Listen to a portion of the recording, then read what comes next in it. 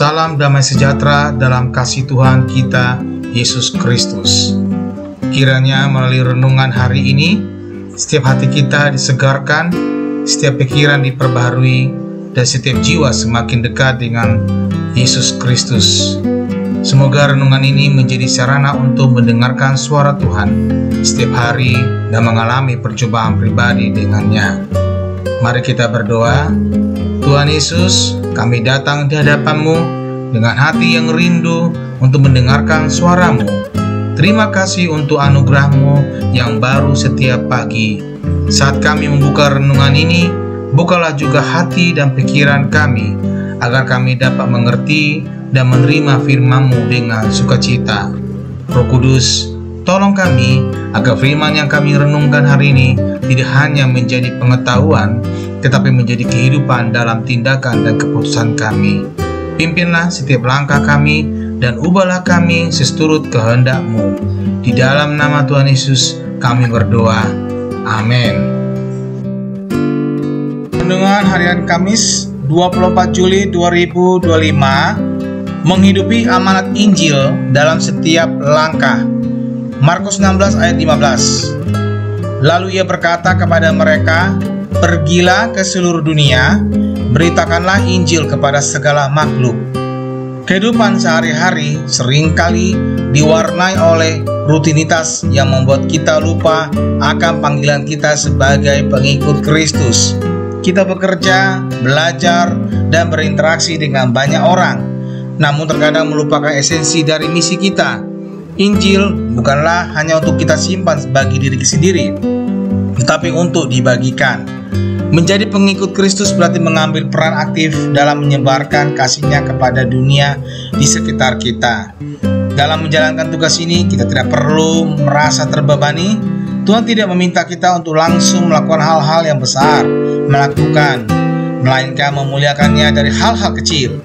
Setiap interaksi, percakapan, dan tindakan kita dapat menjadi sarana untuk menyampaikan pesan kasih dan pengharapan Injil.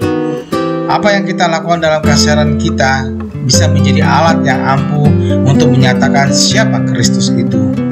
Tantangan seringkali datang dalam berbagai bentuk. Ada kalanya kita merasa takut atau ragu untuk berbicara tentang iman kita.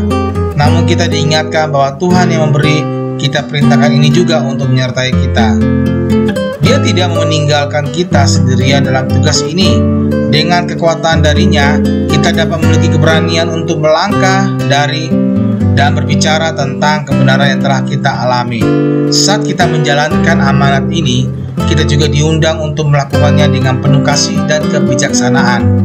Pesan Injil bukan untuk memaksa, melainkan untuk mengundang dengan kelembutan hati.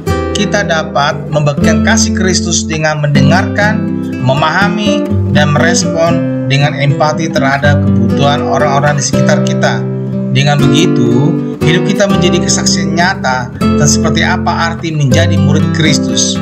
Melalui panggilan ini, kita bukan hanya diberkati, tetapi juga menjadi berkat bagi orang lain dalam setiap langkah hidup kita. Kita diajak untuk terus memancarkan tentang Injil.